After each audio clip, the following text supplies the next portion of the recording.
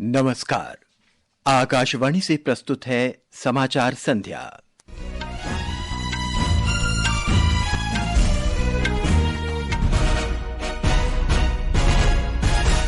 भारत और कुवैत ने रक्षा और अन्य प्रमुख क्षेत्रों में कई द्विपक्षीय समझौतों पर हस्ताक्षर किए। दोनों देशों के बीच द्विपक्षीय संबंधों को रणनीतिक साझेदारी तक बढ़ाने पर सहमति बनी। कुवैत ने प्रधानमंत्री नरेंद्र मोदी को अपने सर्वोच्च सम्मान ऑर्डर ऑफ मुबारक अल कबीर से सम्मानित किया। केंद्रीय गृह मंत्री अमित शाह ने कहा, सरकार ने त्रिपुरा के विभिन्न जिलों में ब्रू समुदाय के पुनर्वास के लिए 900 करोड़ रुपए खर्च किए। संयुक्त अरब अमीरात, सऊदी अरब और कई अन्य खाड़ी देशों ने पाकिस्तान के 30 शहरों के निवासियों को वीजा देने पर अनिश्चितकालीन प्रतिबंध लगाया। और महिला क्रिकेट में भारत ने वडोदरा में आईसीसी चैंपियनशिप के पहले मैच में वेस्टइंडीज को 211 रनों से पराजित किया। समाचार संध्या के साथ मैं नवीन सक्सेना। भारत और कुवैत ने आज रक्षा सहयोग, सांस्कृतिक आदान प्रदान और खेल सहयोग के क्षेत्र में कई द्विपक्षीय समझौतों पर हस्ताक्षर किए। प्रधानमंत्री नरेंद्र मोदी की 2 दिन की कुवैत यात्रा के दौरान इन समझौतों पर हस्ताक्षर किए गए। कुवैत को अंतर्राष्ट्रीय सौर गठबंधन में सम्मिलित करने के लिए एक महत्वपूर्ण समझौते पर भी हस्ताक्षर किए गए।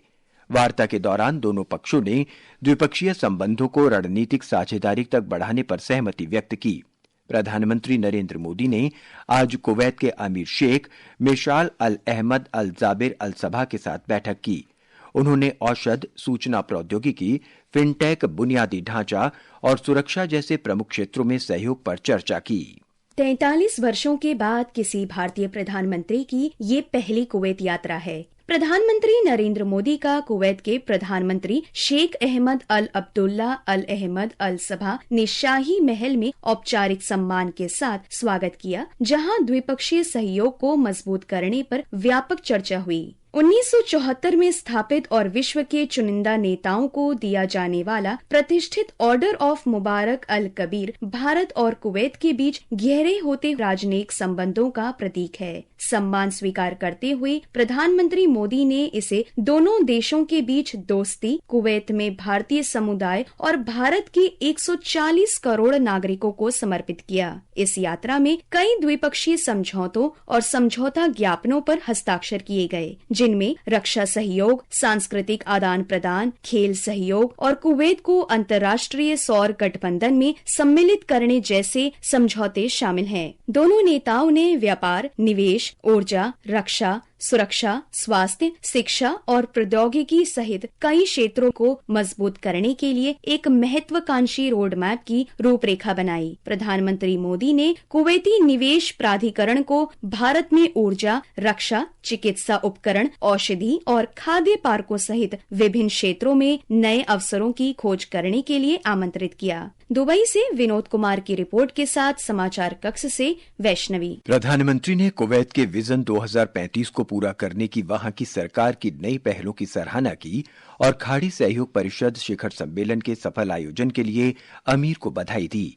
प्रधानमंत्री ने कल अरब खाड़ी कप के उद्घाटन समारोह में उन्हें सम्मानित अतिथि के रूप में आमंत्रित करने के लिए कुवैत के अमीर का आभार व्यक्त किया। प्रधानमंत्री नरेंद्र मोदी ने आज कुवैत के युवराज शेख सबा अल खालिद अल हमाद अल मुबारक अल सबा से मुलाकात की। इस दौरान प्रधानमंत्री ने कहा कि भारत कुवैत के साथ अपने द्विपक्षीय संबंधों को अत्यधिक महत्व देता है। उन्होंने संयुक्त राष्ट्र और अन्य बहुपक्षीय मंचों पर दोनों देशों के बीच घनिष्ठ समन्वय पर जोर दिया। प्रधानमंत्री ने विश्वास व्यक्त किया कि कुवैत की अध्यक्षता में भारत और खाड़ी सहयोग परिषद के बीच संबंध और प्रगाढ़ होंगे। कुवैत की ऐतिहासिक और सफल यात्रा के समापन के बाद प्रधानमंत्री नरेंद्र मोदी नई दिल्ली के लिए रवाना हो गए हैं। कुवैत ने प्रधानमंत्री नरेंद्र मोदी को अपने सर्वोच्च सम्मान ऑर्डर ऑफ मुबारक अल कबीर से सम्मानित किया है। विदेश मंत्रालय ने बताया कि प्रधानमंत्री को किसी देश द्वारा दिया गया ये 20वां अंतर्राष्ट्रीय सम्मान है। ये समाचार हमारी वेबसाइट www.newsonair.gov.in और हमारे न्यूज ऑन एआईआर ऐप पर भी उपलब्ध हैं। भारत सरकार ने देश भर में 21वीं पशुधन गणना आरंभ कर दी है। सरकारी कर्मचारी आपके घर भी आते ही होंगे। सभी पशुपालक अपने पशुओं की सही जानकारी दें ताकि सरकार आपके लिए बेहतर योजनाएं बना सके। याद रहे, अक्टूबर 2024 से फरवरी 2025 की 21वीं पशुधन गणना में पोल्ट्री, पालतू पशुओं और आवारा पशुओं की कुल 219 नस्लों का डेटा संग्रह किया जा रहा है। कोई भी पशु छूटने ना पाए। मेरे पशु मेरी जानकारी, होगी समृद्ध संपदा हमारी। पशुपालन और डेयरी विभाग द्वारा देश हित में जारी। विकास में आएगी रफ्तार, क्योंकि साथ है विवाद से विश्वास योजना। फिर एक बार विवाद से विश्वास योजना 2020 की भारी सफलता के बाद आयकर विभाग आपके लिए तेजी से और प्रभावी विवाद समाधान के लिए विवाद से विश्वास योजना 2024 लेकर आया है, जिसके तहत विवादित कर, विवादित जुर्माना, विवादित ब्याज, विवादित शुल्क और विवादित TDS या TCS का निपटारा किया जाएगा। अपील के निपटान करने के लिए 31 दिसंबर 2024 को या उससे पहले डिक्लेरेशन फाइल करें। 1 जनवरी 2025 को या उसके बाद डिक्लेरेशन फाइल करने पर सेटलमेंट अमाउंट अधिक हो जाएगा। अधिक जानकारी के लिए हमारी वेबसाइट incometax.gov.in पर जाएं और आयकर विभाग द्वारा जारी किए गए FAQ देखें। प्रत्येक आयकर दाता एक राष्ट्र निर्माता। गृह मंत्री अमित शाह ने आज त्रिपुरा के लिए 668 करोड़ 39 लाख रुपए की 13 परियोजनाओं की आधारशिला रखी। धलाई जिले के मसूराई पारा में एक जनसभा को संबोधित करते हुए उन्होंने ब्रू समुदाय को बसाने के मुद्दे पर चुप्पी साधे रहने पर राज्य के पूर्व कम्युनिस्ट पार्टी सरकार की आलोचना की। उन्होंने कहा कि 2018 में भारतीय जनता पार्टी के सत्ता में आने के बाद इस समुदाय के 40,000 लोगों को बसाया गया। जब त्रिपुरा में भाजपा सरकार बनी, एक एग्रीमेंट हुआ और 40,000 लोगों के बसने की व्यवस्था, इनकी रोजगारी की व्यवस्था, स्वास्थ्य की व्यवस्था और महिलाओं के लिए कोऑपरेटिव की व्यवस्था करने का काम हुआ। गृह मंत्री ने कहा कि सरकार ने राज्य के विभिन्न जिलों में लोगों को बसाने के लिए 900 करोड़ रुपए खर्च किए। हमने न केवल योजना बनाई, 900 करोड़ के खर्चे से 11 गांव बस चुके हैं। मैं त्रिपुरा सरकार के मुख्यमंत्री माणिक साव को बहुत बहुत बधाई देना चाहता हूं कि पूरी व्यवस्था जो कागज पर थी वो जमीन पर उतारी। केंद्रीय विद्युत, आवास तथा शहरी मामलों के मंत्री मनोहर लाल ने आज अपनी केरल यात्रा के दौरान राज्य में क्रियान्वित की जा रही विभिन्न विद्युत तथा शहरी मामलों की परियोजनाओं की समीक्षा बैठक की अध्यक्षता की। तिरुवनंतपुरम में आयोजित बैठक में केंद्रीय पेट्रोलियम तथा प्राकृतिक गैस राज्य मंत्री सुरेश गोपी, विद्युत राज्य मंत्री के कृष्णकुट्टी और कई वरिष्ठ अधिकारी शामिल हुए। केंद्रीय खेल मंत्री मनसुख मांडविया ने भारत तिब्बत सीमा पुलिस और केंद्रीय रिजर्व पुलिस बल के जवानों के साथ नई दिल्ली में फिट इंडिया साइकिल अभियान में हिस्सा लिया। अभियान के अंतर्गत श्री मांडविया ने जवानों के साथ मेजर ध्यानचंद नेशनल स्टेडियम से रायसीना हिल तक साइकिल चलाई। इस अवसर पर उन्होंने कहा कि यह अभियान देश भर में 1100 से ज्यादा स्थानों पर आयोजित किया गया है। आज संडे ऑन साइकिल के द्वारा फिट इंडिया मूवमेंट को आगे बढ़ा रहे हैं। साइकिलिंग ए बेस्ट एक्सरसाइज भी है, पोल्यूशन का सॉल्यूशन भी है और विकसित भारत की संकल्पना को साकार करने के लिए देश के नागरिक को फिट रहना आवश्यक है। फिट नागरिक होगा तो स्वस्थ समाज होगा और स्वस्थ समाज ही समृद्ध राष्ट्र का निर्माण कर सकता है। पंजाब में मोहाली में 3 मंजिला इमारत ढहने के कारण मलबे में दबे लोगों की तलाशी और बचाव अभियान 23 घंटों के बाद समाप्त हो गया है। इस दौरान 2 लोगों की मौत की पुष्टि हुई है। मोहाली के कार्यवाहक उपायुक्त विराज तिड़के ने आकाशवाणी को बताया कि राष्ट्रीय आपदा मोचन बल ने मलबे से किसी और के दबे होने की आशंका नहीं जताई है।